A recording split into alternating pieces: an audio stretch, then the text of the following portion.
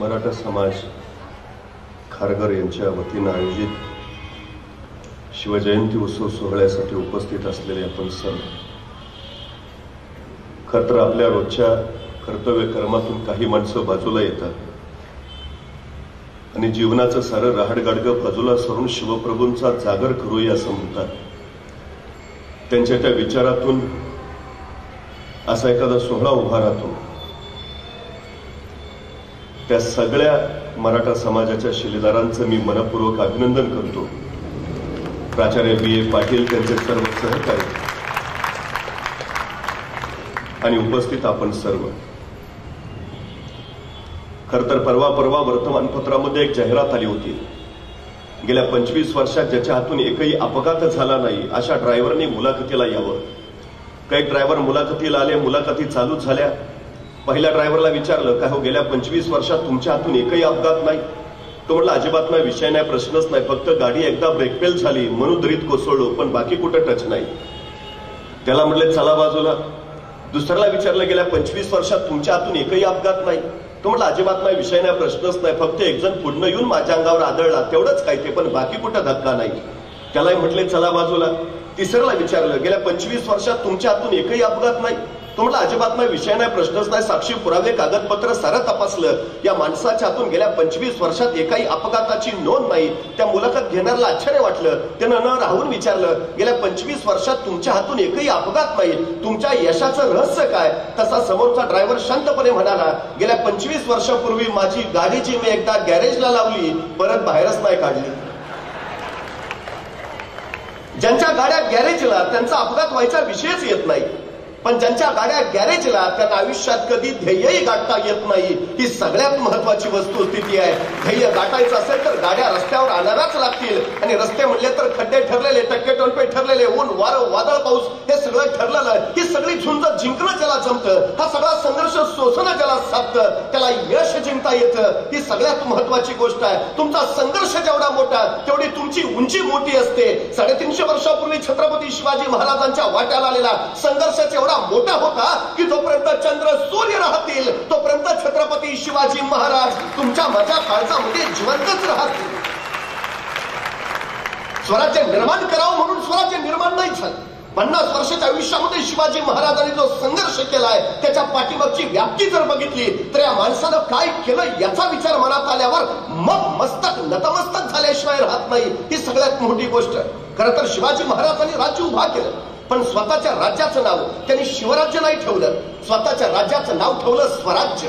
स्व म्हणजे माझं राज्य. या मातीत उगवलेल्या कुणीही या राज्याच्या नावाचा उच्चार करावा, माझं राज्य. आणि मग माझं आहे ना, मग मलाच लढलं पाहिजे, मलाच झगडलं पाहिजे, मलाच सुंदलं पाहिजे, मलाच मेलं पाहिजे. ही उर्मीतल्या प्रत्येकात रुजवली, फुलवली, बहरवली, आणि मग मातीसाठी लढायला, झुंजायला, मरायला माणसं सिद्ध झाली. हे सगळ्यात मोठं वैशिष्ट्य. नाहीतर बघा ना, तानाजीला बोलावलं आणि शिवाजी महाराजांनी तानाजीला सांगितलं, तानाजी एवढा कोंडाणा घे, मग पंचायत समितीच्या तिकिटाचं तुझं बघतो. की विशाळगडावरनं निघणाऱ्या बाजी प्रभूंना सांगितलं, बाजी तेवढी खिंड लढवा, मग जिल्हा बँकेवर तुम्हाला घेतो. दिला काय महाराजांनी माणसांना? माणसं का मरायला तयार झाली. महाराजांनी हे नाही सांगितलं की कोणी शिवाजी राजा सांगतोय म्हणून ये, हे माझं राज्य उभा राहतोय म्हणून ये. शिवछत्रपतींनी स्पष्ट सांगितलं, हे तुझं राज्य आहे. तुला जर वाटत असेल तुझ्या राज्यासाठी काहीतरी करावं तर ये. तुला जर वाटत असेल तुझ्या पोरी बाळी सुरक्षित राहाव्यात तर ये. तुला जर वाटत असेल तुझ्या पोरी बळींची आबरू राखावी तर ये. तुला जर वाटत असेल तुझ्या उद्याच्या पिढ्या सुखात नांदाव्यात तर ये. तुला जर वाटत असेल तुझ्या डोईवर सुखाचं छत्र उभा राहावं तर ये. कुणी शिवाजी राजा सांगतोय म्हणून नव्हे, आणि स्वतःचं राज्य म्हणून माणसं या प्रवाहात सामील झाली. आणि मग बघता बघता तानाजी, बाजी, यसाजी, कोंडाजी, कडतोजी अशी शौर्यशाली धुरंधरांची मांद्याळी स्वराज्यासाठी मरायला एका पायावर तयार झाली. खरं तर शिवकाळ हा महाराष्ट्रातला पहिला काळ आहे जिथं माणसं जगण्यासाठी नाही, जिथं माणसं मरण्यासाठी स्पर्धा करतायत. अहो, महाराजांनी कुठली एखादी मोहीम काढावी, तानाजी सरदिशी पुढे यायचं, राज म्या जाणार, तसा बाजी म्हणायचं, ताना कुठं निघाला पुढं, आम्ही आहे ना बाजून, ती काय नाही राज, एवढा वापला, आपण जाणार राज, आपण लढणार राज. तसा खस्तीशी तानाजी यायचा, बाजी गावापासून नंबर लावून बसलो का, ही मोहीम आपली, आपण जाणार राज, आपण लढणार. पहिला काळ आहे, माणसं मरायला तयार आहेत. हे सगळ्यात मोठं वैशिष्ट्य आहे या स्वराज्याचं, सगळ्यात मोठं. नाहीतर स्वराज्याची संस्थापना तरी कशी झाली?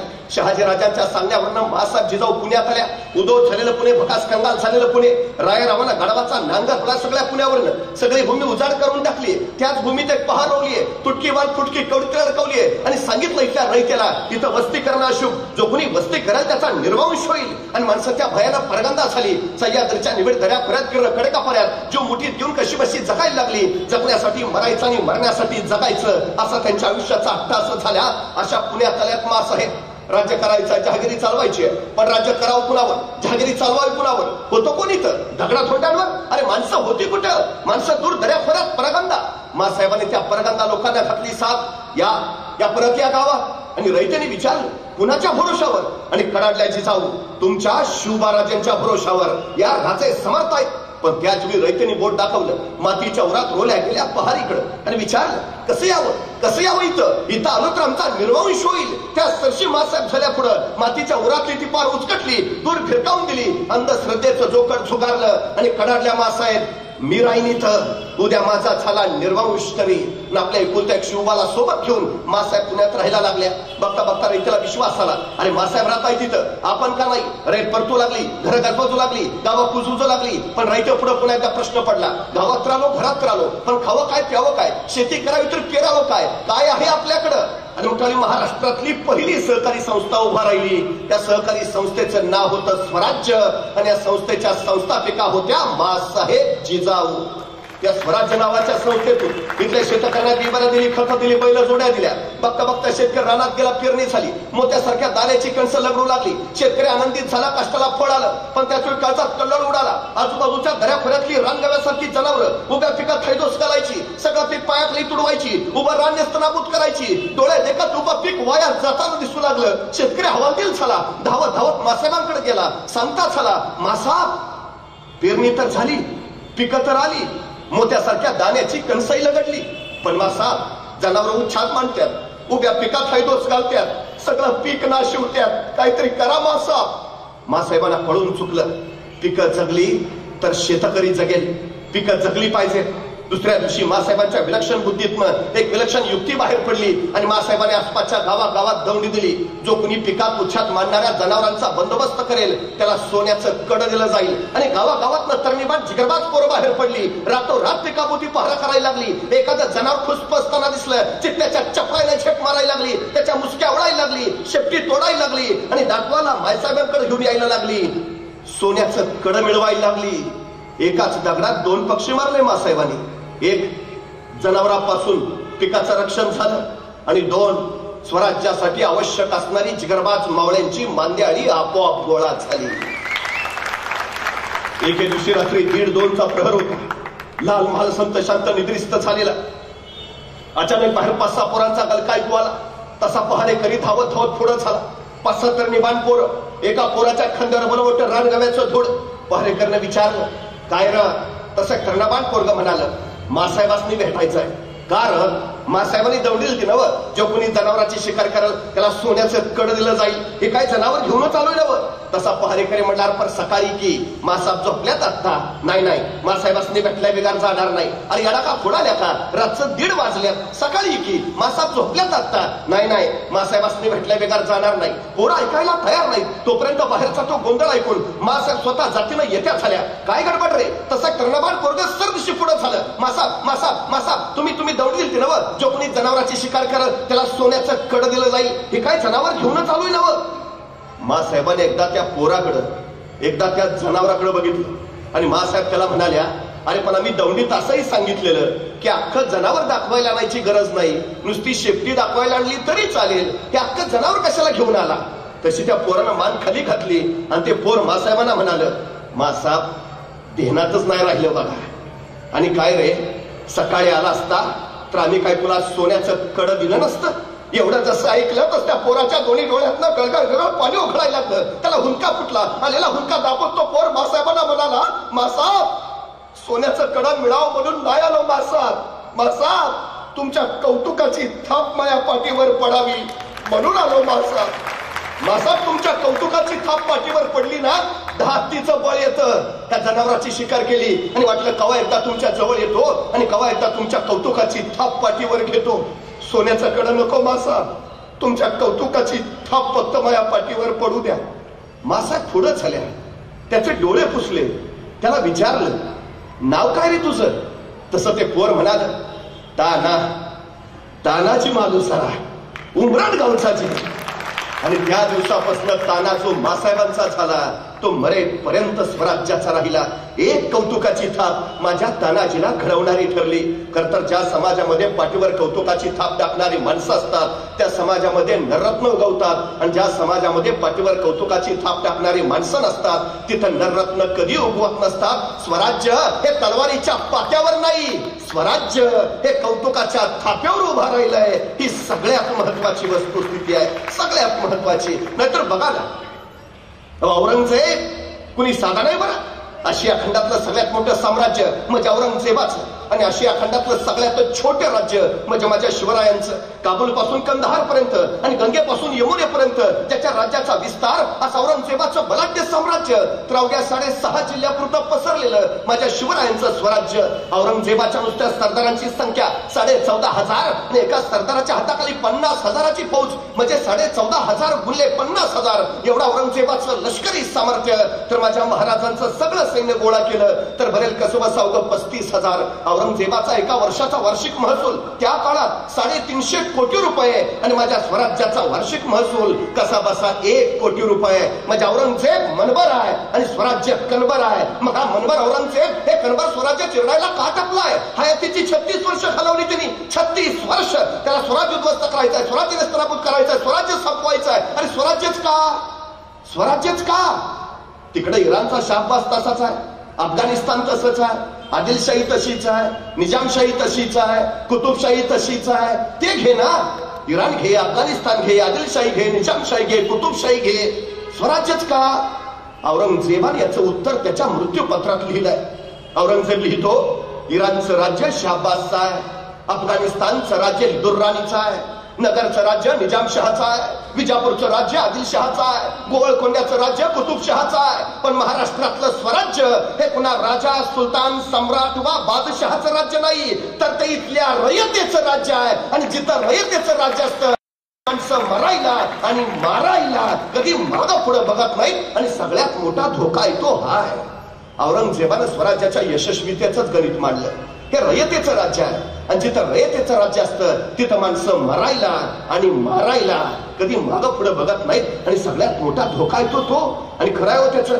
त्या बुंदेलखंडाचा छत्रसाल बुंदेल आलाय महाराजांकडे.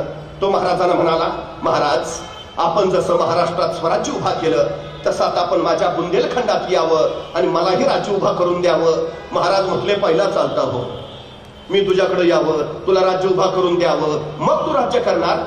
अरे माझ्याकडे कोण आलं? मला कुणी मदत केली? या मातीत उगवलेल्या माणसांच्या बळावर राज्य मी उभा केलं. जे मी इथं केलं ना ते तू तिथं जाऊन कर. हा छत्रसाल बुंदेला महाराजांकडनं प्रेरणा घेऊन गेला आणि त्यांनी बुंदेलखंड स्वतंत्र केला. औरंगजेबाची भीती अनाठाई नाही, हे खरंच आहे. हा स्वराज्याचा प्रयोग जर सगळीकडे पसरला तर दिल्लीचा तख्तही बचावणार नाही. खरंच आहे. अहो तेही जाऊ द्या. व्हिएतनाम नावाचं छोटस राष्ट्र आहे. राष्ट्र म्हणतो मी, मुंबई जिल्हा एवढंही नाही पण राष्ट्र आहे. गेली 36 वर्ष झाली अमेरिकेसारख्या बलाढ्य सल्तनतला झुंजवताय. 36 वर्ष झाली बलाढ्य अमेरिका या एवढ्याशा व्हिएतनामला अजून पराभूत नाही करू शकली. कारण काय माहितीये? कारण या व्हिएतनामच्या चौकामध्ये शिवाजी महाराजांचा पुतळा आहे. व्हिएतनाम मध्ये त्या व्हिएतनामचा स्वातंत्र्य सेनानी हो ची मिन्न नाव त्याची समाधी आहे व्हिएतनाम मध्ये. त्याच्या समाधीवर काय लिहिलंय माहितीये? त्याच्या समाधीवर लिहिलंय, छत्रपती शिवाजी महाराजांचा मावळा येथे चिरविश्रांती घेतो आहे. व्हिएतनाम मध्ये. अहो तेही जाऊ द्या. अमेरिकेच्या बोस्टन विद्यापीठामध्ये MBAच्या पोरांना 100 मार्काचा पेपर आहे. शिवाजी दी मॅनेजमेंट गुरु अमेरिकेत. तेही जाऊ द्या. पाकिस्तानच्या पाठ्यपुस्तकात शिवाजी महाराजांवर धडा आहे, आदर्श राजा असा असावा. पाकिस्तानात जगातली 110 राष्ट्र शिवाजी महाराजांच्या गुरिल्ला युद्ध तंत्राचा अभ्यास आपल्या अभ्यासक्रमात करतायत. मला प्रश्न पडतो, सगळं जग शिवाजी महाराजांचा अभ्यास करतंय, माझ्या देशातल्या माझ्या पोरांच्या पाठ्यपुस्तकात शिवाजी महाराज किती आहेत? किती आहेत शिवाजी महाराज? एखाद्या मुलाला विचारा, वारे किती आहेत शिवाजी महाराज? तो 4 मार्काला आहेत. एक 4थीचं पुस्तक काढलंय आम्ही, राजा शिव छत्रपती, विषय संपल्यानंतर. आता सीबीएसई पॅटर्नचं इतिहासाचं पुस्तक आलंय, 1700 पानाचं पुस्तक आहे. त्या 1700 पानामध्ये शिवाजी महाराज किती आहेत माहितीये? 4 ओळी फक्त. संभाजींचं तर सोडूनच द्या, ज्ञानोबा तुकोबा तर बाजूलाच ठेवा. कुठला इतिहास शिकणार आहेत उद्याची पोरं आमची? अहो तेही जाऊ द्या, आमची पोरं एमपीएससी युपीएससीला बसतात, तहसीलदार मामलेदार जिल्हाधिकारी होतात. मी त्यांचा इतिहास विषयाचा अभ्यासक्रम बघितला. काय त्यांचा अभ्यासक्रम? फ्रेंच राज्यक्रांती, रशियाचा साम्यवाद, इंग्लंडचे चहाचे मळे. आमचे उसाचे मळे जळाले त्याचं बघा ना. त्या इंग्लंडच्या चहाच्या मळ्याचं आम्हाला काय करायचं आहे? माझा तहसीलदार काम करायला कुठं जाणार? पुणे जिल्ह्यात. त्याला तिथला इतिहास कळू द्या, तिथला भूगोल कळू द्या, तिथली परिस्थिती कळू द्या. अहो एसी रूम मध्ये बसून आणि बिस्लेरीतलं पाणी पिऊन दुष्काळावर उपाययोजना नाही करता येत, हे कधी कळणार आम्हाला?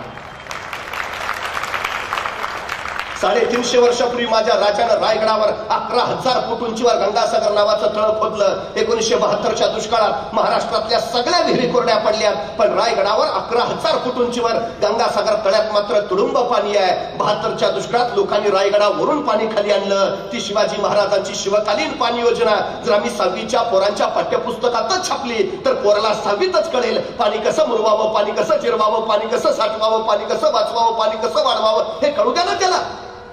अहो महाराजांच्या काळात माईकचा शोध लागला नव्हता, हे ध्वनी क्षेपणाचं तंत्र विकसित झालं नव्हतं. पण जा रायगडावर एखाद्याने सिंहासनाजवळ उभा राहा, दुसऱ्याने नगारखान्याखाली या, नगारखान्याखाली कितीही हळू आवाजात बोला, सिंहासनावर ते स्पष्ट ऐकू येतं आजही. परवा राजगडाच्या राजमाचीचं बांधकाम चालू होतं. 350 वर्षापूर्वी शिवाजी महाराजांनी बांधलेले अँटी चेंबर सापडलंय.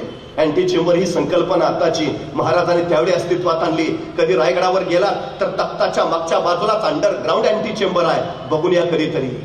कुठलं लाकूड जाळ्यावर काळा दूर होतो, कुठलं लाकूड जाळ्यावर पांढरा दूर, कुठलं लाकूड जाळ्यावर निळ्या ज्वाळा, कुठलं लाकूड जाळ्यावर लाल ज्वाळा, याच्यात संकेत ठरायचे महाराजांचे. आमचा तानाजी कोंडाणा घ्यायला गेला, कोंडाणा जिंकला, मग मावळ्याने कोंडाण्यावरची गवताची गंज पेटवली. त्या गवताच्या गंजीचा पांढरा धूर आसमानात भिडला आणि कोंडाण्यावरचा तो पांढरा धूर राजाने राजगडावरून बघितला आणि राजे कडाडले, गड फते.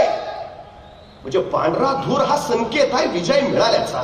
एखाद्या अशुभ बातमी असेल, रायगडावर काळा दूर केला जायचा, रायगडाचा काळा दूर तोरण्यावर दिसायचा, मग तोरण्यावर काळा दूर, तोरण्याचा काळा दूर राजगडावर दिसायचा, मग राजगडावर काळा दूर, राजगडाचा काळा दूर प्रतापगडावर दिसायचा, मग प्रतापगडावर काळा दूर, प्रतापगडाचा काळा दूर पाटणच्या दातेगडावर दिसायचा, मग दातेगडावर काळा दूर, दातेगडाचा काळा दूर प्रचितगडावर दिसायचा, मग प्रचितगडावर काळा दूर, प्रचितगडाचा काळा दूर कोल्हापूरच्या पन्हाळ्यावर दिसायचा, मग पन्हाळ्यावर काळा दूर, पन्हाळ्यावरचा काळा दूर सामनगडावर दिसायचा, मग सामनगडावर काळा दूर, सामनगडाचा काळा दूर रांगण्यावर दिसायचा, मग रांगण्यावर काळा दूर, रांगण्याचा काळा दूर पद्मदुर्गावर दिसायचा, मग पद्मदुर्गावर काळा दूर, पद्मदुर्गाचा काळा दूर सुवर्णदुर्गावर दिसायचा, मग सुवर्णदुर्गावर काळा दूर, सुवर्णदुर्गाचा काळा दूर सिंधुदुर्गावर दिसायचा, मग सिंधुदुर्गावर काळा दूर. महाराष्ट्रातल्या 360 किल्ल्यावर 1 तासाच्या आत मेसेज पोचायचा.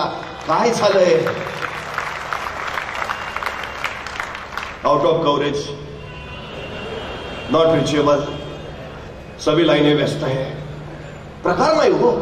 हे 350 वर्षापूर्वी अस्तित्वात आलं. 350 वर्षापूर्वी महाराजांनी नुसतं स्वराज्य नाही उभा केलं, अहो कैक नवे प्रयोग केले.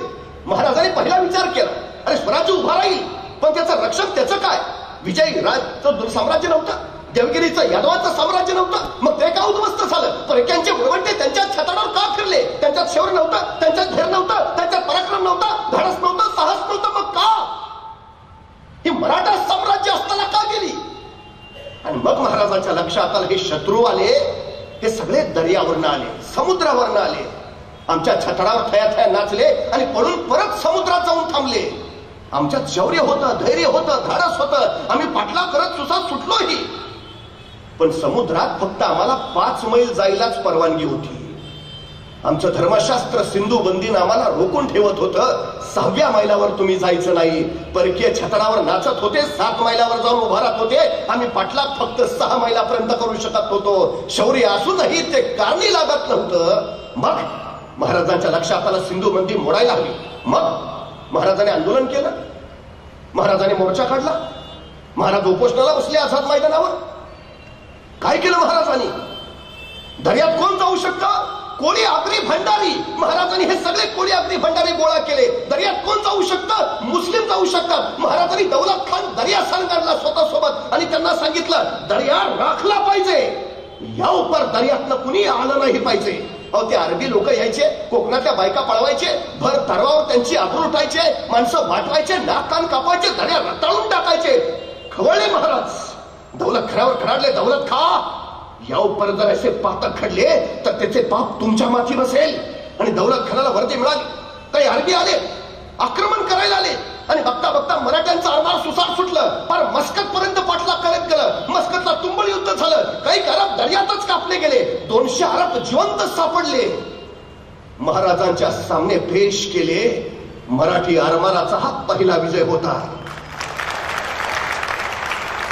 सम्राट चंद्रगुप्तानंतर हिंदुस्थानात स्वतःच आरमार उभा करणारा पहिला राजा म्हणून आम्हाला शिवाजी महाराजांची नोंद घ्यावी लागते. पहिला आरमार, हिंदवी आरमाराचे जनक छत्रपती शिवाजी महाराज हे 200 अरब महाराजांच्या पुढे पेश केले.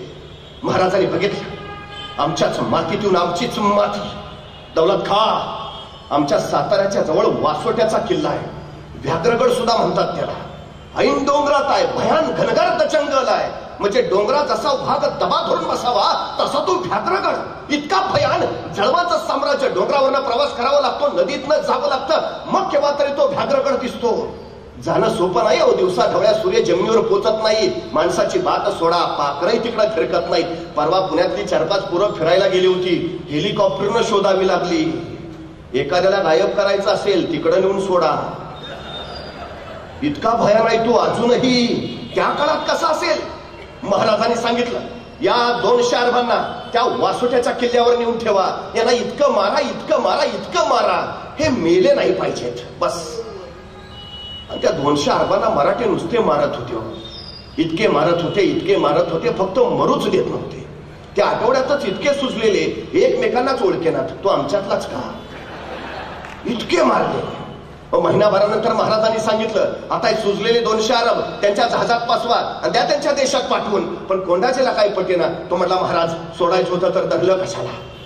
जाऊ दे रे, पण जाऊ दे रे. आदेश होता महाराजांचा. हे सुजलेले 200 अरब त्यांच्या जहाजात बसवले, दिले त्यांच्या देशात पाठवून. पण कोंडाचेच्या डोक्यातला काही प्रश्न जाईना. त्यांनी महाराजांना परत विचारलं महाराज सोडायचं होतं तर धरलं कशाला. मग महाराज म्हणले कोंडाजी आता हे सुजलेले त्यांच्या देशात जातील, त्यांच्या प्रांतात पोचतील, त्यांच्या गावी येतील, त्यांच्या घरापुढे उभा राहतील, दार ठोठावतील, त्यांच्या बायका दार उघडतील, दारात यांना पाहतील आणि म्हणतील आमचे हे घरात नाहीत, नंतर या. यांच्या बायका यांना ओळखायच्या नाहीत कोंडाजी. आणि उद्या चुकून जर कुणी तिरक्या नजरनं महाराष्ट्राकडे निघाला, पहिला हा आडवा जाईल. कुठे निघाला? महाराष्ट्रात नको जाऊ, महाराष्ट्रात नको जाऊ. भयानक काय तो राजा, आमची काय हालत केली माहितीये ना, नको जाऊ. ताप नाही परत माझ्या महाराष्ट्राकडे तिरक्या नजरनं कुणी बघायची. महाराजांनी दहशत बसवली. कुणी नाही परत दर्यावर, एकही आक्रमण नाही. त्याच्यानंतर आक्रमण झालं फक्त आता 26/11ला. 350 वर्षापूर्वी महाराजांनी सांगितलं महाराष्ट्राला धोका जमिनीवरनं नाही, महाराष्ट्राला धोका समुद्रावरनं आहे. 26/11चा दहशतवादी हल्ला झाला. मग आम्हाला कळालं महाराज म्हणत होते ते खरं होतं.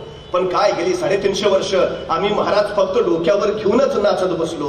आम्ही महाराज डोक्यात कधी घातलेच नाहीत. डोक्यावरून मिरवण्यापेक्षा डोक्यात जर महाराज घातले असते तर 26/11चा दहशतवादी हल्ला सुद्धा रोखता आला असता. हे 350 वर्षापूर्वी केलं महाराजांनी. पण महाराजांना त्याच वेळी जाणीव आहे जी माणसं दुसऱ्याच्या खांद्यावर उभा असतात ती केव्हाही ढासळतात, पण जी माणसं स्वतःच्या पायावर उभा असतात त्यांना कोसळण्याचा धोका नसतो. स्वराज्य उभा करायचा आहे पण स्वतःच्या पायावर उभा केलं पाहिजे. अहो तत्कालीन काळात जहाजं इंग्रजांकडनं घ्यावी लागायची, तोफा पोर्तुगीजांकडनं घ्याव्या लागायच्या, दारूगोळा डचांकडनं घ्यावा लागायचा. आणि त्यांनी जर देणं बंद केलं तर परिस्थिती कधी उद्भवू शकते. महाराजांनी त्याचा विचार केला. महाराजांनी कुडाळ डिचोलीला दारूगोळ्याचे कारखाने काढले. रत्नागिरी जिल्ह्यातल्या विजयदुर्गला जहाज बांधायचा कारखाना काढला आणि मुंबई जवळच्या कल्याणला आरमाराची गोदी काढली. स्वराज्य स्वतःची शस्त्र बनवण्यासाठी स्वयंपूर्ण झालं. महाराजांची गणपत त्यावेळी दरी असायची, पण त्या गणपतात वजनदार तोफा ठेवल्या की त्या वजनानं ती झाज दचमळायची.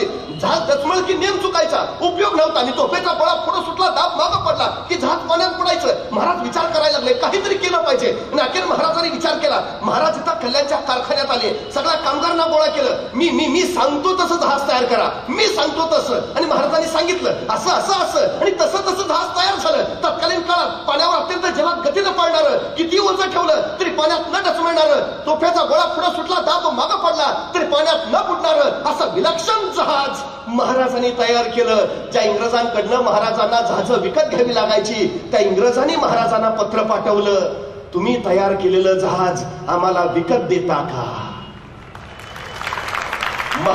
त्या जहाजाचं नाव ठेवलं संगमिरी जहाज.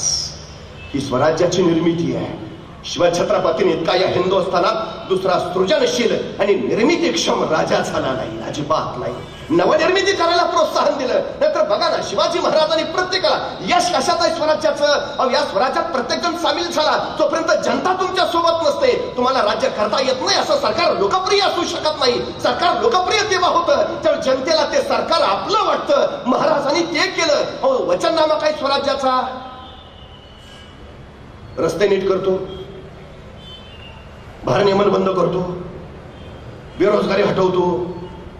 काय महाराजांच्या स्वराज्याचा वचननामा काय? सर्वांस पोटास लावणे आहे बास. 18 पकड जातीची 12 बुद्धिधराची सारी, सुतार लोहार चांबार न्हावी जोशी गुरववाणी मुलाणी साडी मारी धनगर कोळी आगरी भंडारी सगळी. हे कारखाने काढले. सुतारला काय मिळालं, लोहाराला काय मिळालं, चांभाराला काय मिळालं? प्रत्येक जण पोटाला लागला, स्वराज्यात सामील झाला. सुतार सुद्धा ती फरी रांधताना कोण आनंदाने रांधायचा. आणि या फरीचं जहाज होणार आहे, ते जहाज दर्यात जाणार आहे. ते जहाजाने विजय मिळविल ना, मला अभिमान वाटेल. त्या जहाजाची फळी मी रांधली, मी. प्रत्येक जण सामील करून घेतला. प्रत्येक जण. स्वराज्याचं यश याच्यात आहे. आणि त्याच्यापेक्षा महाराजांनी प्रत्येकाला जबाबदारी दिली. ही जबाबदारी तुझी. शिवकाळ हा जगातला एकमेव असा इतिहास आहे ज्या इतिहासात तुम्हाला कुणी जबाबदारी टाळतानाच दिसत नाही. एकदा दिली ना दिली बस, परत बघायचं नाही त्याच्याकडे. तो काम पूर्ण करणारच कोण विश्वास होता.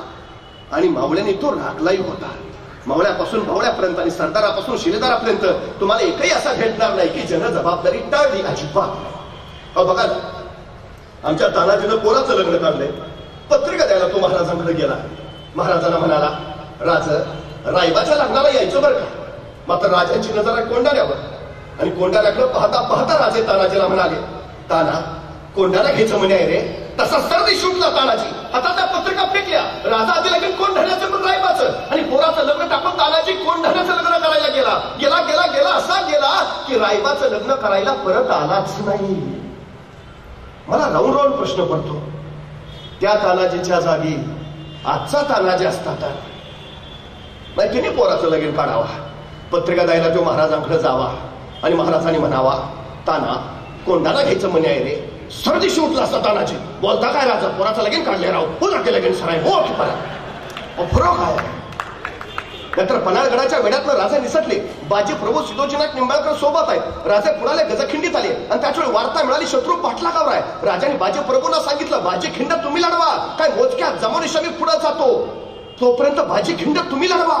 सगळी जबाबदारी बाजीवर. पण थोडी बाजी असं नाही म्हटले, राज सकाळपासून अंगात जरा कणकणच आहे, बाकी दुसरं कोण सापडतंय का, परत आहेच की नाही. जबाबदारी टाळली नाही, शिर तुटलं, पण बाजीचं धड तलवार फिरवत राहिलं. जबाबदारी पाळणं याला म्हणतात. हल्ली आमच्याकडे जबाबदारी टाळणं याच्याशिवाय दुसरा उद्योग नाही. बघा ना, या देशाच्या लोकशाहीनं 18 वर्षानंतर आम्हाला मतदानाचा मूलभूत अधिकार दिला. आमची जबाबदारी आहे देशाच्या विकासासाठी चांगली माणसं सत्तेत यावी, यासाठी आम्ही मतदान करावं. जबाबदारी आमची. किती टक्के जबाबदारी पार पाडतो? किती टक्के मतदान होतं आमच्याकडं? 30%, 35%, 40%, 45%, 50%, 55%. डोक्यावरनं पाणी 60%.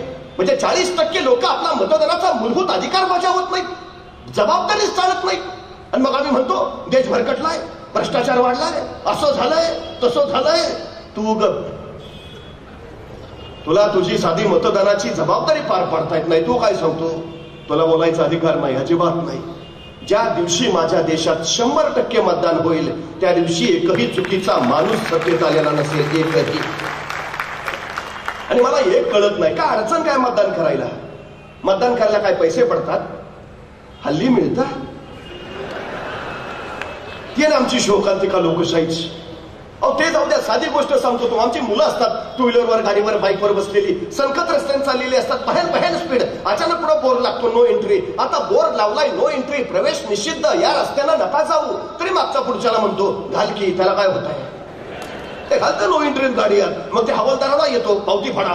मागचा म्हणतो साहेब घ्या ना मिटवून, नाही 300ची पावती फाडा. हो साहेब घ्या ना मिटवून, नाही पावती फाडा. हो साहेब घ्या ना मिटवून. मग यांचं कसं बसं मिटवलं जातं. त्यांची गाडी तिथून जरा पुढे येते आणि गाडी जरा पुढे आली की मग मागचा पुढच्याला म्हणतो भ्रष्टाचार जास्तच वाढलाय नाही. हवालदार काय तुझ्या घरी आलता का? ते बिचारा निमूटपणे त्याची ड्युटी करतोय, त्यालाही कामाला लावला. शर्टाचं पहिलं बटन चुकलं की बाकीची बटणं आपोआप चुकत जातात, आणि शर्टाचं पहिलं बटन बरोबर लागलं, बाकीची बटणं न बघताही बरोबर लागतात.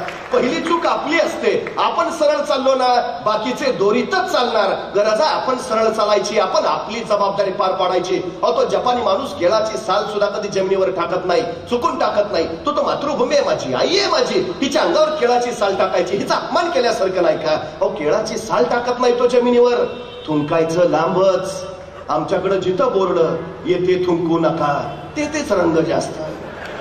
काय जबाबदारी पाहतो आम्ही. अहो या मागच्या उन्हाळ्यात काही लोकांनी पानपोळ्या काढल्या, म्हणजे आल्या गेल्या लोकांची तहान भागावी म्हणून पानपोळ्या काढल्या. पानपोळीवर ग्लास ठेवला, पण ग्लास सुद्धा साखळीने बांधून ठेवला. का? गॅरंटी नाही माणूस पाणी पिल पण ग्लास ठेवेल का? अरे काय प्रकार आहे. अहो शिवाजी महाराजांना पन्हाळा घ्यायचा आहे, पण पन्हाळ्यावर दुश्मन आहे 36,000, आणि महाराजांची सगळी फौज गोळा केली तर भरेल कशिबशावगी 7,000, आणि महाराज 7,000 फौजेच्या बळावर 36,000 दुश्मन असलेला पन्हाळा घ्यायचं म्हणतायत. महाराजांनी बैठक बोलावली. अनाज दत्तो, मोरोपंत, प्रल्हादपंत, बळाचावची, तानाची, यसाची, कोंडाची, कडतोची सगळे समोर, आणि महाराजांनी विचार पन्हाळा घ्यावा म्हणतो, पण पन्हाळ्यावर दुश्मन 36,000.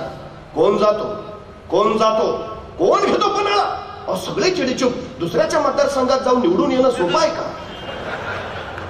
36,000 दुश्मन आहे तिथं.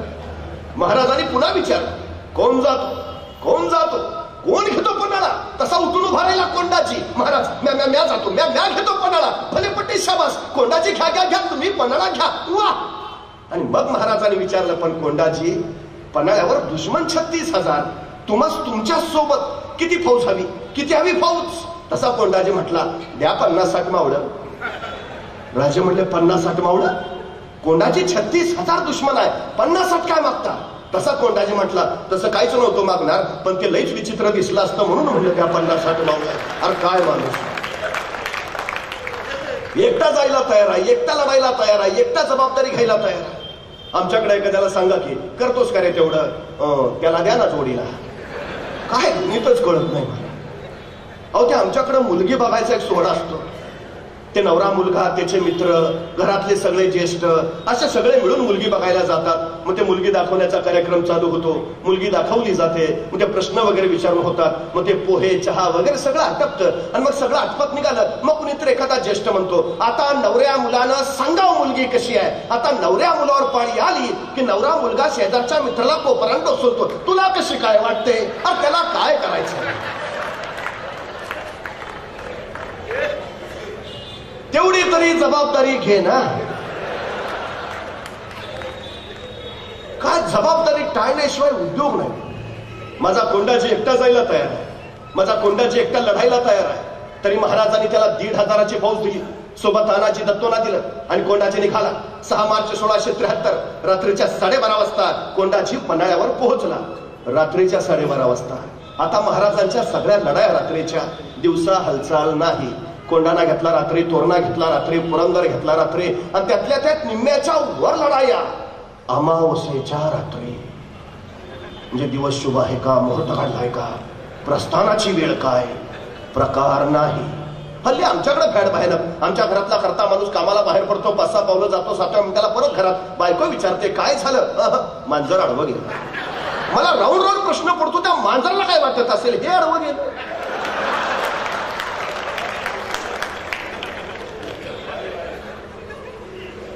जी माणसं कारण सांगतात ना, यशोगाथा त्यांच्या गळ्यात कधीच माळ घालत नाही, चुकून घालत नाही. आणि शिवचरित्र हा जगातला एकमेव असा इतिहास आहे ज्या इतिहासामध्ये तुम्हाला कुणी कारण देतानाच भेटत नाही, अजिबात नाही. साधी गोष्ट सांगतो महाराजांची. महाराजांचा दुसरा मुलगा राजाराम जन्माला येताना पालथा जन्माला आला. आता पालथ जन्माला येणं आपल्याला जरा अशुभ मानलं जातं, अपशकून बरं नव्हे पालथ जन्माला येणं. पण दस्तूर खुद्द महाराजांचाच मुलगा पालथा जन्माला आला. मासाहेब थोड्याशा काळजीत पडल्या, चिंतेतच राजांजवळ आल्या. राजांना म्हणाल्या, राजे राजकुवर जन्मास आले.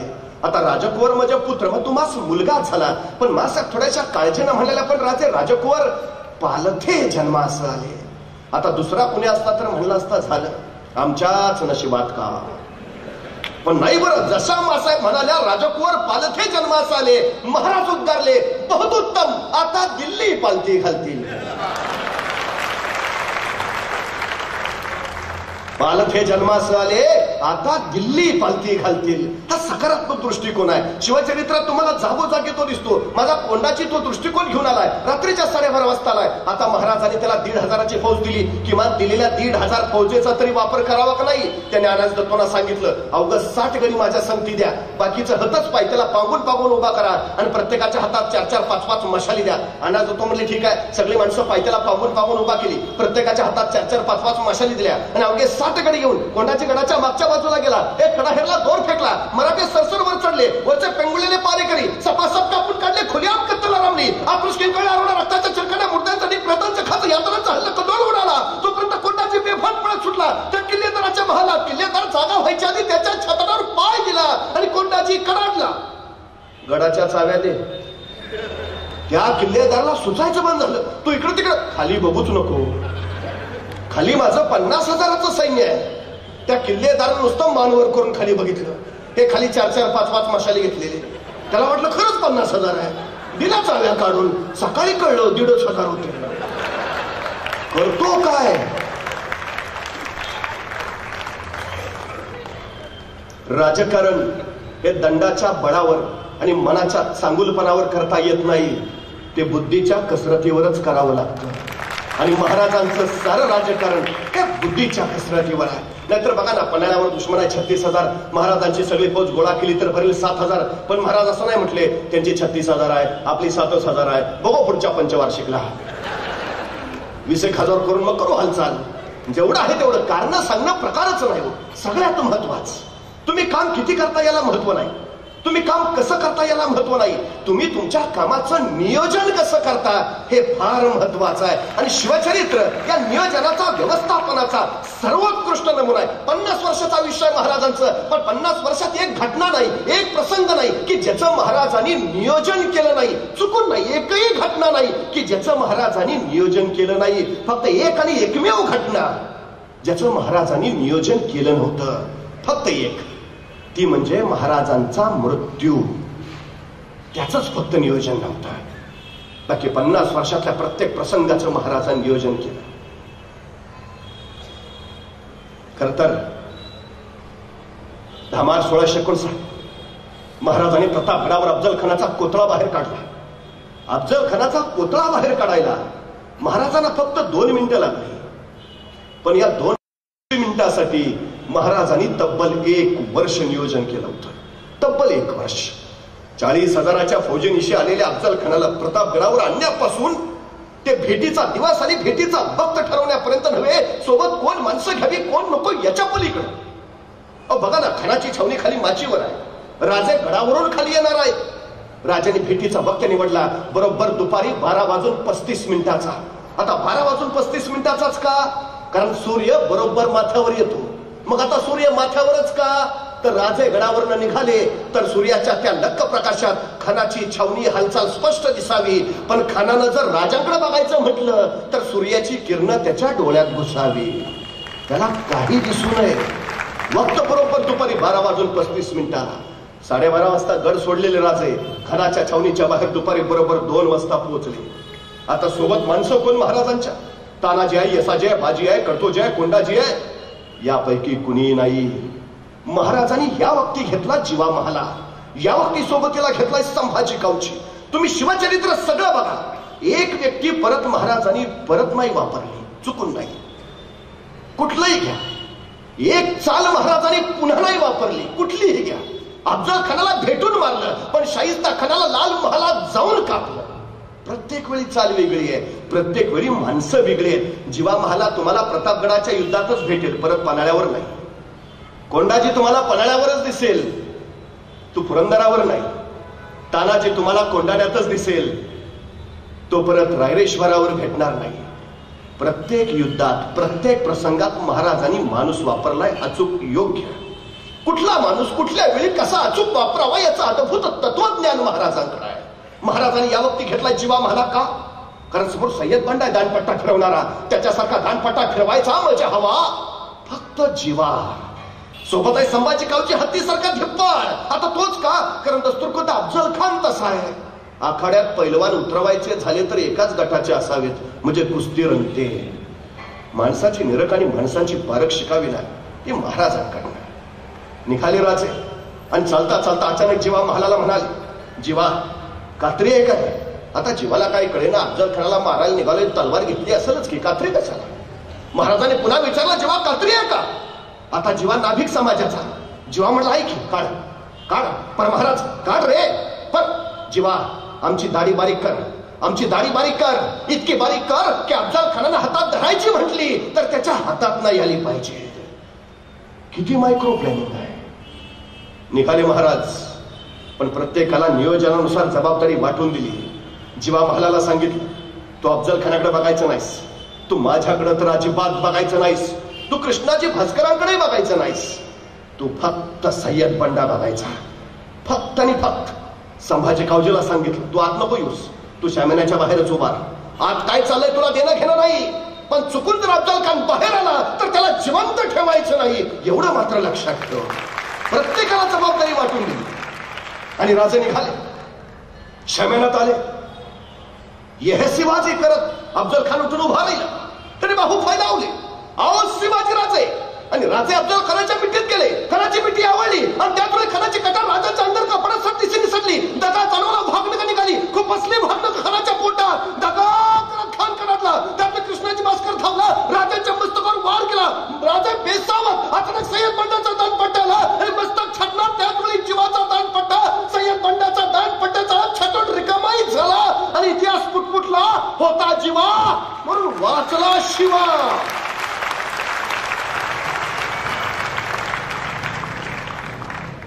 प्रश्न फक्त एक आहे, जीवा महालाने फक्त 1 सेकंद उशीर केला असता तर, फक्त 1 सेकंद, फार नाही, फक्त 1 सेकंद,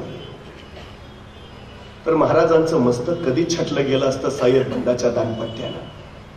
आणि मग कळतं महाराजांचं नियोजन तिथं जीवा महालाच का, त्याला तेवढीच जबाबदारी का. महाराज तिथून धडक निघाले. ठरलं होतं असं की सगळ्यांनी पहिल्या दिंडी दरवाजावर जाऊन भेटायचं. राजे पोहोचले. पाठपाठ एक अंगरक्षक गोळा झाला. राजाची नजर भिरभिरली. 1 2 3 4 5 6 7 8 9 9 9 जाताना तर 10 होते. एक कोण राहिला मागं, एक कोण राहिला मागं. अंगरक्षकाने एकमेकावर नजर फिरवली. कोणतरी अंगरक्षक पुटपुटला. राजा संभाजी कावजी दिसत नाहीची. संभाजी तो कुठे थांबला, कुठे थांबला तो? तोपर्यंत संभाजी कावजी पाठीमागून थापा टाकत येताना दिसला. राजाने विचारलं, संभाजी कुठे थांबला होता, कुठे रुकला होता? एवढं ऐकल्याबरोबर संभाजीने आपला हात वर केला. त्याच्या हातात अफजल खानाचं मस्तक होतं. ही कापाय मागं थांबलो होतो. राजे म्हणले, संभाजी पण हे आपल्या नियोजनात नव्हतं, हे नव्हतं आपल्या नियोजनात, हे नसतं धाडस का केलं का? तर संभाजी म्हणला, राजा तुम्ही खानाच्या पोटात भागणं खूप असली, पण म्हणलं मरतय का नाही म्हणून आणलं का? राजे म्हणले, संभाजी आम्ही खानाच्या पोटात जी भागणं का खूप असली त्याला जहरी जालीम विष लावलेलंच होतं. खान ऐसा तैसा वाचणार नव्हताच. मग हे नसतं धाडस का केलं, नियोजनात बाहेर का केलं? संभाजी यदा कदाचित तुम्ही खानाचं मस्तक छट असताना पाठीमागून तुमच्या मस्तकावर कोणी वार केला असता तर काय जबाब दिला असता मी तुमच्या आईला? तुमच्या आई तर म्हणाले असते, शिवाजींनी स्वतःचा जीव वाचवला पण माझा लेख मात्र खर्ची घातला नाही. संभाजी एक वेळा अफजल खान नाही मेला तरी चालेल, पण स्वराज्याचा एकही मावळा खर्ची पडता कामा नये. अरे पोटच्या पोरासारखं प्रेम केलं राजाने आपल्या सैनिकांवर. उगाच नाही म्हणून तर माणसं मरत राहिली स्वराज्यावर. आणि मावळ्यांच्या या शौर्यावरच तर उभा राहिलं रायगडावर 32 मनाचं स्वर्ण सिंहासन. पण हे फक्त शौर्यावर नव्हतं, हे चरित्र घडलं होतं चारित्र्यातून. शिवरायांचा सगळ्यात मोठा पैलू आहे. काही माणसं पराक्रमी असतात पण चारित्र्यशील असतातच असं नाही. काही माणसं चारित्र्यशील असतात पण ते पराक्रमी असतातच असं नाही. पण जो माणूस पराक्रमी आहे आणि पराकोटीचा चारित्र्य संपन्न आहे असा महापुरुष म्हणून शिवरायांनी शिवाय दुसरं नाव नाही, ही सगळ्यात महत्वाची गोष्ट. अहो शिवाजी महाराजांनी अवघ्या 100 मावळ्यांसोबत लाल महालावर छापा मारला. बघता बघता शिवरायांचा छापा आल्याचं बघितल्यावर शाहिस्ता खान ते पळत सुटला सुटला सुटला सुटला अखेर लपला लपला लपला कुठं? बायकांच्या गराड्यात. कारण त्याला माहिती आहे शिवाजी राजा बाई माणसाला कधीच हात लावत नाही. आपल्यासाठी सुरक्षित जागा जर आता कुठली असेल तर आपल्या बायकांचा गराडा तो तिथंच लपून बसला. काय विश्वास आहे बघा महाराजांच्या चारित्र्यावर शत्रूला.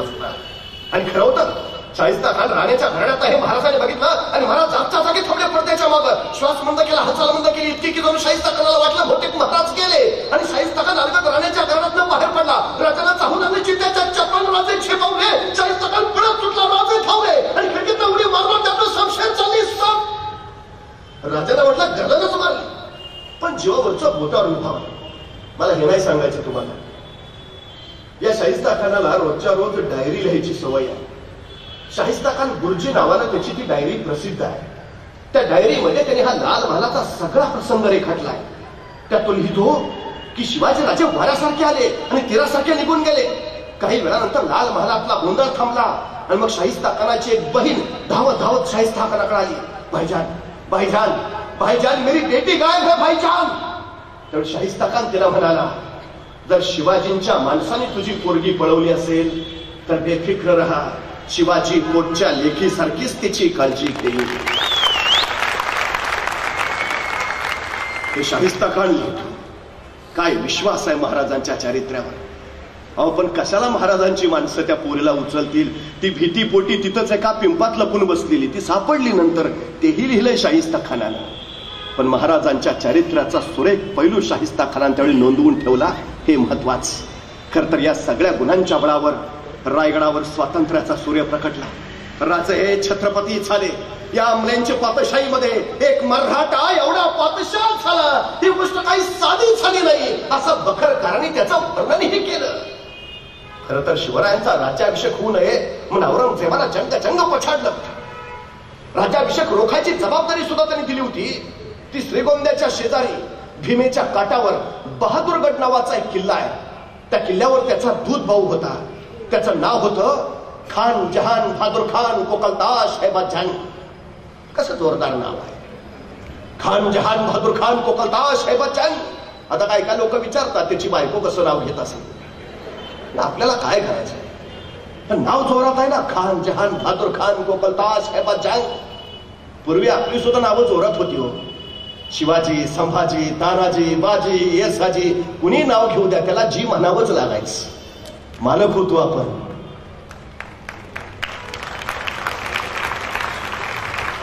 वजनच होतो नावात. बदललं सगळं. पण याचं नाव जोरात आहे, खान जहान बहादूर खान कोकलताश हैबत जंग. त्याला जबाबदारी दिलेली राज्याभिषेक रोखायची. पण अखेर राज्याभिषेक झाला. औरंगजेबाने त्याला खरमरीत पत्र लिहिलं, अरे तू तिथं करतो काय? या बहादूर खानानं औरंगजेबाला उत्तर पाठवलं, हुजूर बहुतेक खुदाचीच इच्छा होती शिवाजी छत्रपती व्हावे. काय अप्रतिम उत्तर पाठवलं होतं. पण त्याला माहिती आहे औरंगजेब गप्प नाही बसणार. तो वैतागणार, संतापणार, राग काढणार. पण त्याला औरंगजेबाचं दुःख नाही माहिती होतं. त्याला माहिती होतं की टेबला खालून दिलं की टेबलावरून काम होतं. त्यांनी लगेच औरंगजेबाला पत्र लिहिलं, हुजूर झाली चुकी, पण मी उत्तरेकडनं बराच प्रयत्न केला हो, पण मला राज्याभिषेक रोखताच नाही आला. अहो महाराजांनी राज्याभिषेकाचा दिवस काय ठरवलाय? 6 जून 1674. आता 6 जूनच का? मुहूर्त होता का? नाही हो. औरंगजेब राज्याभिषेक उद्ध्वस्त करणार आहे महाराजांना माहिती होतं. तो येणार हेही माहिती होतं. 6 जून जाणीवपूर्वक निवडला कारण 7 जूनला मृग नक्षत्र चालू होतं.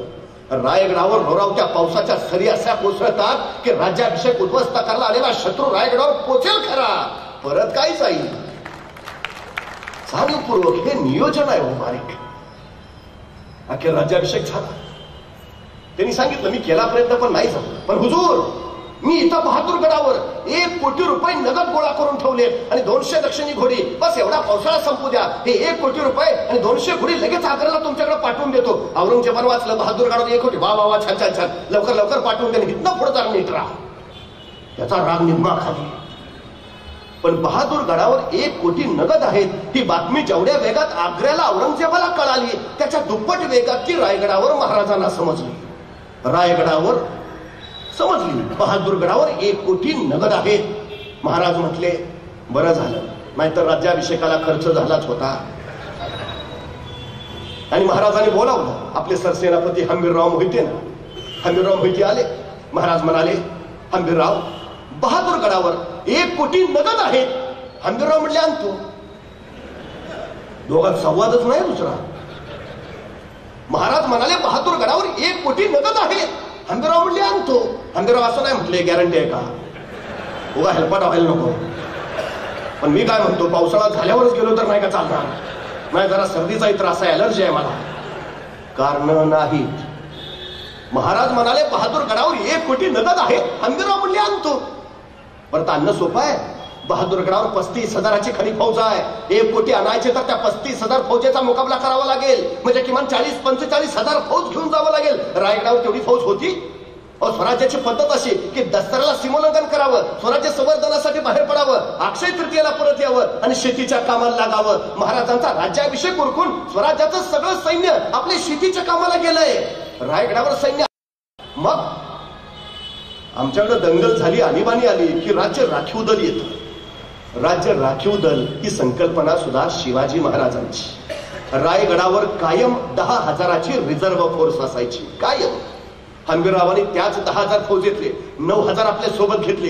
1,000 रायगडाच्या रक्षणासाठी ठेवले. त्या घेतल्या 9,000 फौजेचे परत 2 भाग पाडले. एक भाग केला 7,000चा, दुसरा भाग केला 2,000चा. 2,000ची फौज हंबीररावांनी स्वतः जवळ घेतली आणि हंबीरराव रायगडावरून निघाले ते पुणे सोलापूर हायवेनी सांडस पाटस करत श्रीगोंद्याच्या अलीकडं म्हणजे बहादूरगडाच्या अलीकडं करकुमला येऊन थांबले. आणि 7,000 उरलेली फौज घेऊन त्यांचा सरदार निघाला. तो रायगडावरनं पुण्यात आला, पुण्यातनं रांजणगाव, रांजणगाववरनं शिरूर, शिरूरवरनं नगर आणि नगरवरनं तो श्रीगोंद्याच्या म्हणजे बहादूरगडाच्या दिशेने निघाला. ही 7,000ची फौज जशी नगर सोडून बहादूरगडाच्या दिशेने वळाली त्याने अवघा हल्ला कल्लोळ करायला सुरुवात केली. हर हर महादेव, जय भवानी, जय शिवाजी ढोल असे पडवायला सुरुवात केली. बघता बघता धुळा उठत राहिला, नगारा वाजत राहिला, हल्ला कल्लोळ माजत राहिला. तो हल्ला कल्लोळ बहादूरगडाच्या कानी गेला आणि खेर धावत धावत गेला. हुजूर क्या हुआ? ते आले. कोण? मराठे हुजूर. मराठे दिवसा, ते तर रात्री येतात. दिवसा कसे आले? अहो हुजूर खरंच आले. बघता बघता तो हल्ला पळ बहादूर खानाच्या कानावर पडला आणि त्याची खात्री पडली. आले आले खरंच आले, दिवसाच आले. पण जर ती दिवसा आलेत भयानक आले असणार. ते रात्री 100-100, 200-200 येतात, छापे मारतात. पण 35,000 फौज आहे बहादूरगडावर हे माहिती असताना दिवसा आले. याचा अर्थ 40-45 तरी हमखास निश्चित असणार.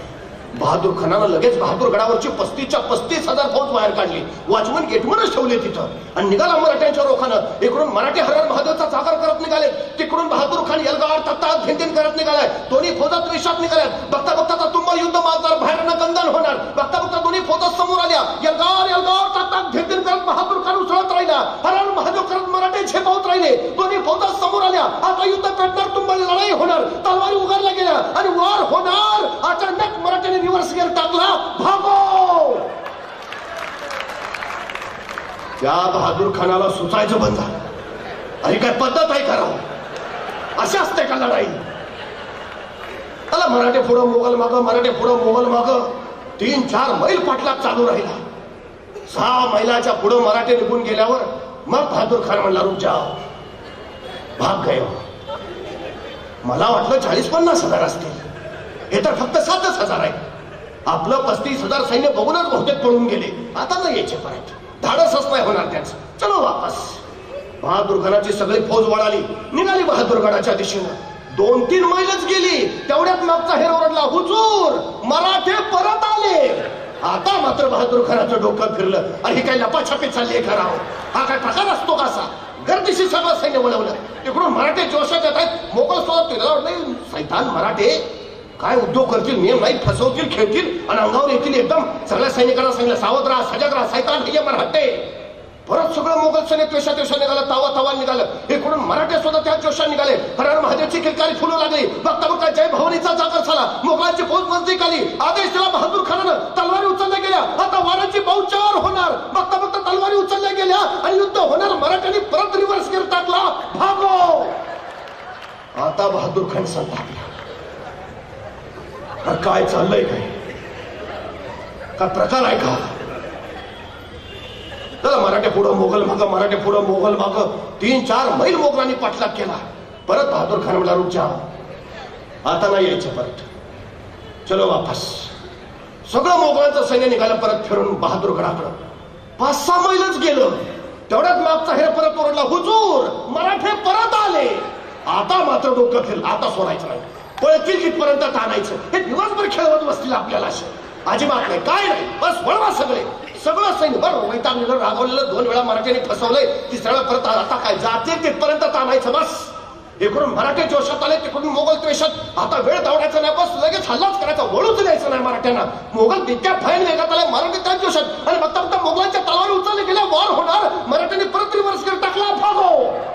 पण बहादूर खान ठरलं, आता सोडायचं नाही, आता जातील तिथपर्यंत आणायचं बस. मराठे पुढं मोगल माग, मराठे पुढं मोगल माग. 6 मैल झाले, 10 मैल झाले, 15 मैल झाले, मोगल मागच. नगर आलं, मोगल मागच. शिरूर लागलं, मोगल मागच. एका सरदारने विचारलं, हुजूर आगे, ते परत येतील, एवढाच उद्योग करायचा काय? चल. आलं मराठे पुढं मोगल माग, मराठे पुढं रांजणगाव लागलं, मोगल मागच. मराठे पुण्यात पोहोचले, मोगल मागच. पण मराठे जसे पुण्यात पोहोचले, काही मराठे सासवडच्या घाटात, काही मराठे कात्रच्या घाटात, आणि काही मराठे सिंहगडच्या घाटात. बहादूर खान पुण्यात आला खरा, पण मराठे कुठं दिसायचं ना. कहा गए? यही तो थे.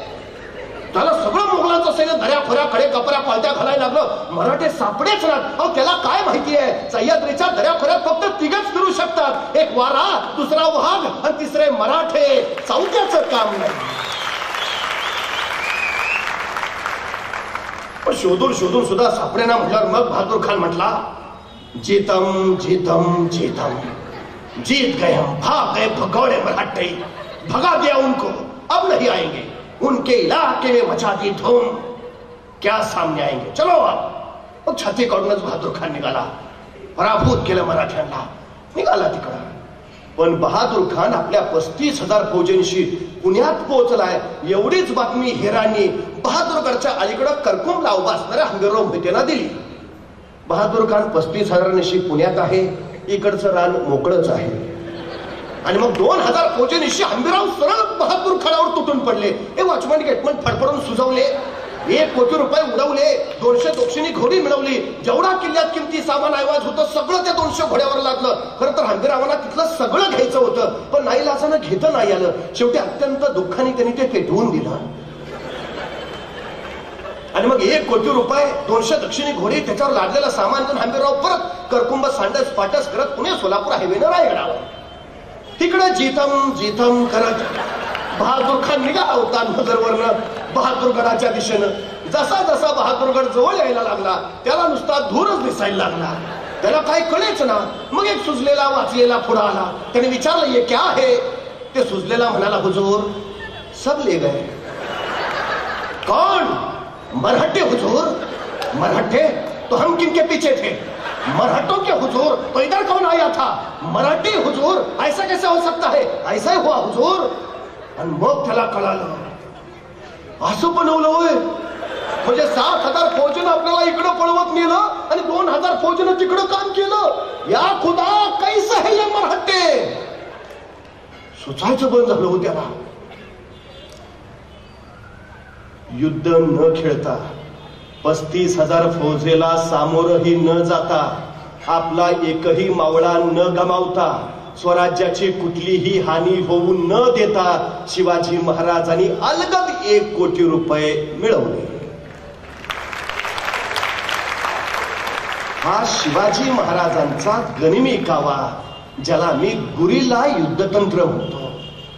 शून्यातनं विश्व उभा करणारा राजा, असं आम्ही महाराजांचं जे वर्णन करतो ना, ते एवढ्यासाठी.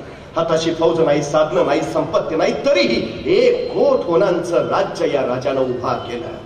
शून्यातनं विश्व उभा करणारा राजा. आमचं अवघड झालं. महाराज शून्यातनं विश्व उभा करतात, आमच्याकडे सगळं रेडीमेड तयार आहे, तरी आमच्या हातून काही होत नाही. नाहीतर एखाद्याला ढाल द्यावे, तलवार द्यावे, एवढंच काय त्याला घोड्यावर घेऊन बसवावा, त्याच्या पुढे जाऊन त्याला रानात घेऊन सोडावा, मग म्हणावं, लेका आता तरी लढ, तरी पट्ट्या निवांतच. अरे लडकी लढू कसा, एक हातात ढाल आहे दुसऱ्या हातात तलवार आहे, दोन्ही हात एंगेज आहेत, लढणार कसा? अरे मग निदान पळून तरी जा, पळू तरी कसा? घोड्यावर बसली दिसत नाही का? जो बाजूनी अडचण आहे. मुंगी बघितली, मुंगी मुंगी ती मुंगी केवढीशी, तिचं डोकं केवढं असं, डोक्यातला मेंदू केवढा असा, तरी पण त्या मुंगीला बरोबर कळतं कुठल्या गावातल्या कितव्या आलीतल्या, कितव्या घरातल्या, कितव्या खोलीतल्या, कितव्या कपाटावरच्या, कितव्या फळीवर किती नंबरचा साखरेचा डबा आहे. सांगावं नाही लागत, रस्ता नाही दाखवावं लागत. मुंगी कणबरच असते पण मनभर साखर फस्त करते. मराठे सुद्धा कणबरच होते पण मनभर मोगल उद्ध्वस्त केले तर या निश्चयाच्या आणि निर्धाराच्या बळावर. महाराजांनी 1 कोटी मिळवली, आता पार्टी नाही हो.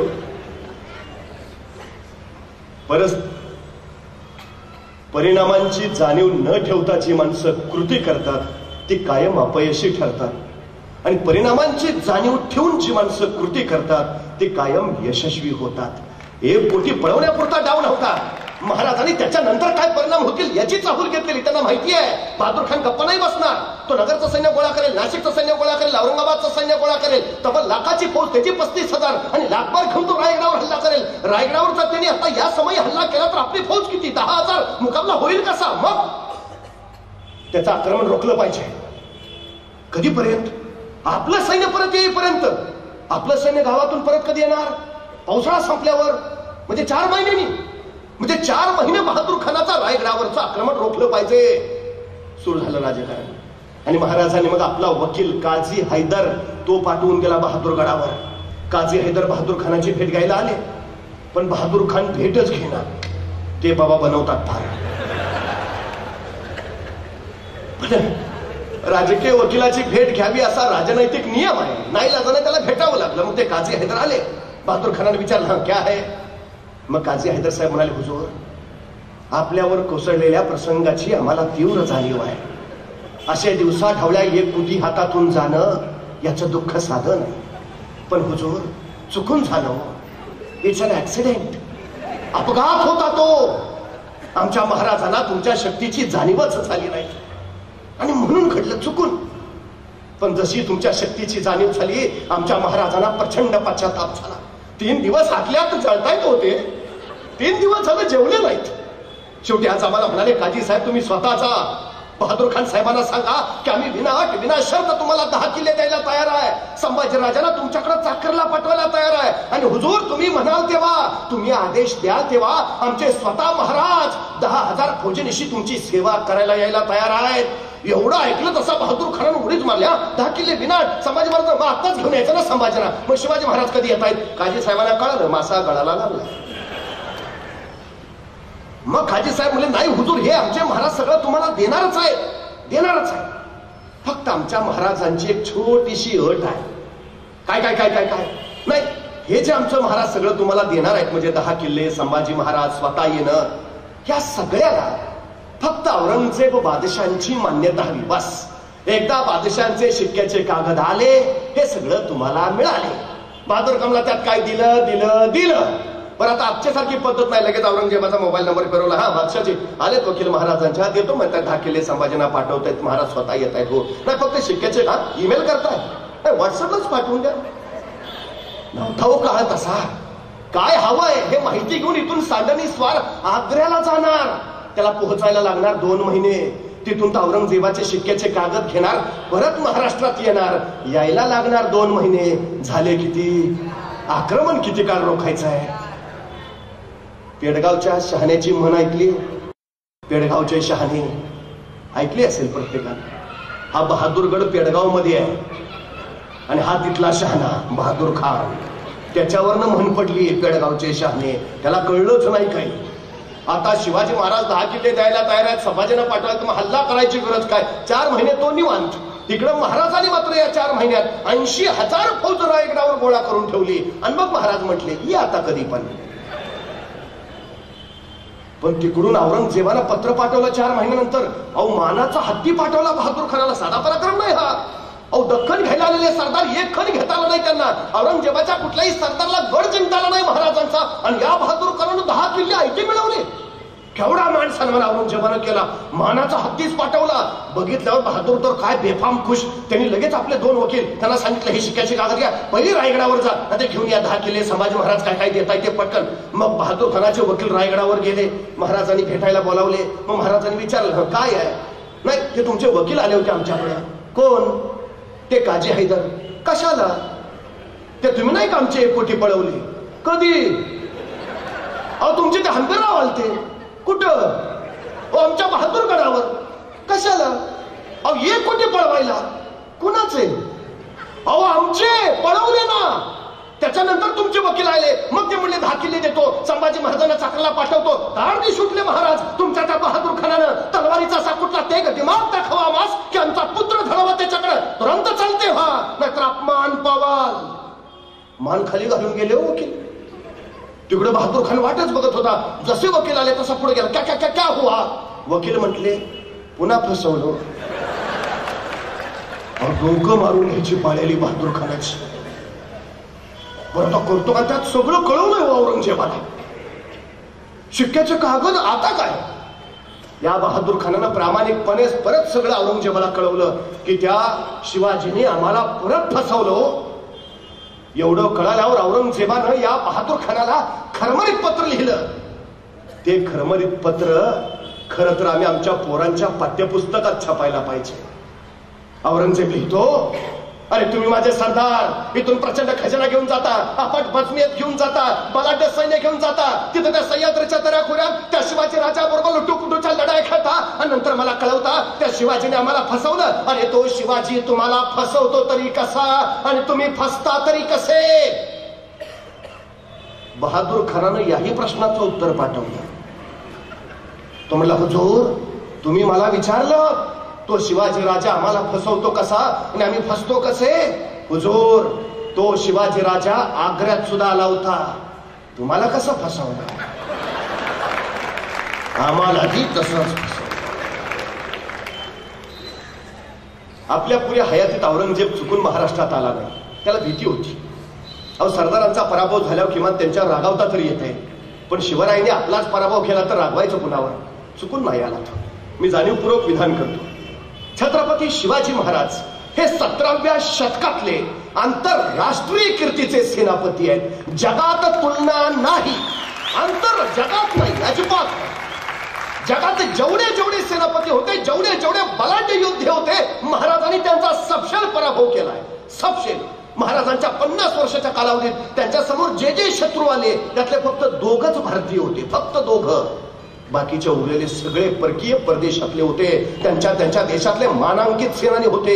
फक्त 2 इथले. एक अफजल खान, तो भारतीय आहे, या मातीतला आहे तो, आणि दुसरा मिर्झा राजा जयसिंग, तो इथला आहे. हे 2च भारतीय महाराजांच्या सामने आलेले, पराभूत झालेले. बाकी सगळे परदेशातले आहेत. त्याचे लाल महालात बोट छटली.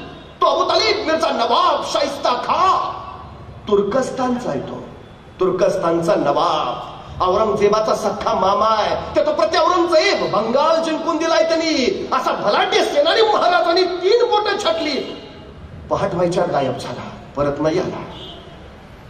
तो बहलोल खान पठाण, सिकंदर चदर खान पठाण, हे सगळे पठाण अफगाणी आहेत, अफगाणिस्तानचे आहेत. तो दिलेर खान मंगोलियन आहे. हा बाबा मंगोलिया देशाचा सर्वोत्तम योद्धा. सिद्दी जौहर, सिद्दी सलामत खान, हे सगळे इराणी आहेत, इराणचे आहेत, सर्वोत्तम योद्धे. महाराजांनी त्यांचा पराभव केला. आणि तर लोणावळ्याच्या खिंडीत, उंबर खिंडीत, त्याचा महाराजांनी कोंडून पराभव केला. तो कारतलब खान, तो उझबेकिस्तान म्हणजे आताच्या ताशकंद रशियाचा आहे, त्याचा पराभव केला महाराजांनी. परत नाही आला. इंग्रज पराभूत, फ्रेंच पराभूत, डच पराभूत, पोर्तुगीज पराभूत, सगळ्यांचा पराभव केला या राजानं. 350 वर्षापूर्वी इंग्लंडमध्ये 3 वृत्तपत्र प्रकाशित होत होती. लंडन गॅझेट हे लंडन मधनं प्रकाशित होणारं वृत्तपत्र. शिवाजी महाराज आग्र्यातनं सुटले त्याची पहिल्या पानावर बातमी आली आहे लंडन गॅझेट मध्ये. त्यावेळी त्या लंडन गॅझेटच्या पहिल्या पानावर शिवाजी महाराजांचा उल्लेख द किंग ऑफ स्वराज्य असा नव्हता, द किंग ऑफ महाराष्ट्र असाही नव्हता. महाराजांचा उल्लेख होता the king of India Shivaji.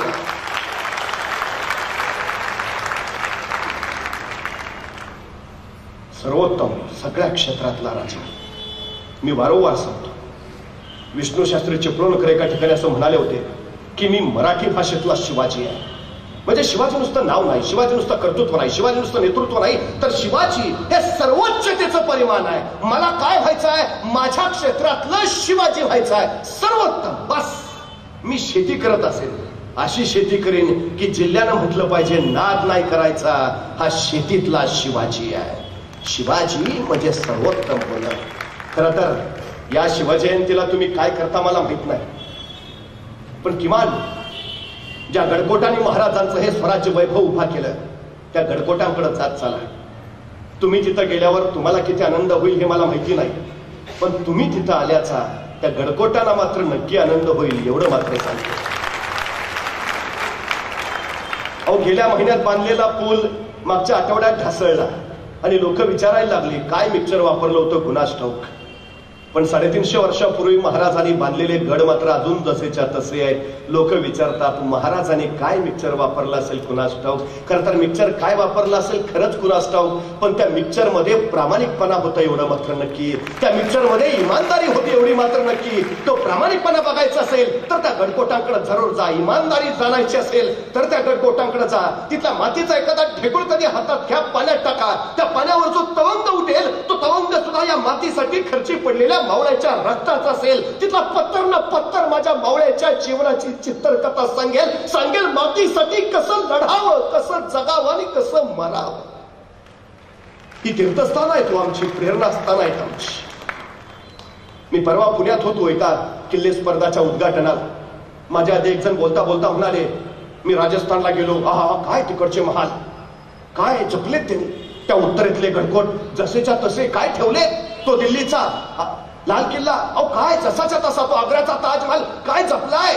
आणि आमच्या महाराष्ट्रात सगळं ढासळलंय, सगळं कोसळलंय. मला वाईट वाटलं, रागही आला. मी त्याला म्हटलं खरंय तुमचं, त्या राजस्थानाचे महाल जसेच्या तसे आहेत, त्या उत्तरेतले गडकोट तेही जसेच्या तसे आहेत, तो दिल्लीचा लाल किल्ला तोही जसाच्या तसा आहे, तो आग्र्याचा ताजमहल तोही जसाच्या तसा आहे. मान्य आहे आमचं सगळं ढासळलंय, हेही मान्य आहे. पण त्यांचं तसं का आहे आणि आमचं असं काय माहितीये. त्यांचं तसं आहे कारण जेव्हा जेव्हा त्यांच्यावर हल्ले झाले तेव्हा तेव्हा त्यांनी माना वाकवल्या आणि भिंती वाचवल्या. आमच्यावर जेव्हा जेव्हा हल्ले झाले आम्ही माना नाही वाकवल्या, आम्ही छात्या फाकवल्या.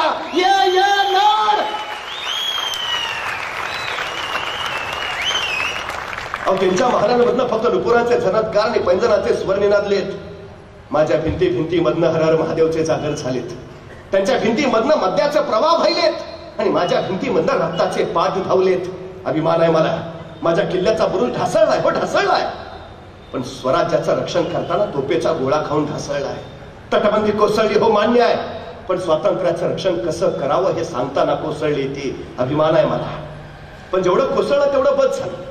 नाहीतर उद्या रामायण घडलं होतं का असं विचारणारे, खरंच शिवाजी महाराज जन्माला आले होते का असाही प्रश्न विचारतील आणि पुरावे म्हणून दाखवायला आमच्याकडे गड किल्ले सुद्धा शिल्लक नसतील. उद्याच्या पिढीसाठी ही प्रेरणा असताना म्हणून जपली पाहिजे. अहो त्या अमेरिकेला इतिहास नाही. 350 वर्षापूर्वी ते राष्ट्र जन्माला आलं, 350 वर्षापूर्वी. पण 350 वर्षापूर्वीचा दगड सुद्धा त्यांनी काचेत ठेवलाय दगड त्यांनी. का 350 वर्षापूर्वीचा आहे दगड काचेत, का 350 वर्षापूर्वीचा आहे. अहो त्यांनी दगडाची स्मारकं केली, आम्ही स्मारकांची दगड करून टाकली. आमच्या पूर्वजांचा हा जाज्वल्य इतिहास आम्ही जपायला हवा. शिवप्रभूंनी आपल्या आयुष्यात जो विचार वारसा दिला तो आम्ही नुसता डोक्यावर नाही तर डोक्यात घेऊन मिरवायला हवा. तर उद्याचं स्वराज्य आणि स्वराज्य उभा करता येईल. धन्यवाद.